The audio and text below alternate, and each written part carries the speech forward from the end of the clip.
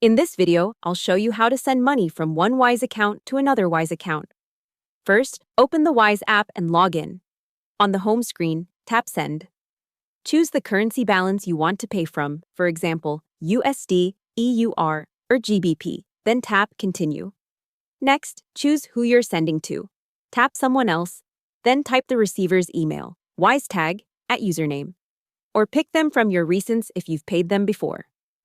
When Wise recognizes they have a Wise account, you'll see that you're sending to a Wise account, which is usually faster and cheaper than a normal bank transfer. Now enter the amount you want to send and select the currency they should receive. On the summary screen, check the fee, the exchange rate, if there's a conversion, and the exact amount your recipient will get. If everything looks correct, you'll tap Confirm and Send. The transfer between Wise accounts is typically instant or very quick, and both you and the recipient will get a notification inside the app when the money arrives.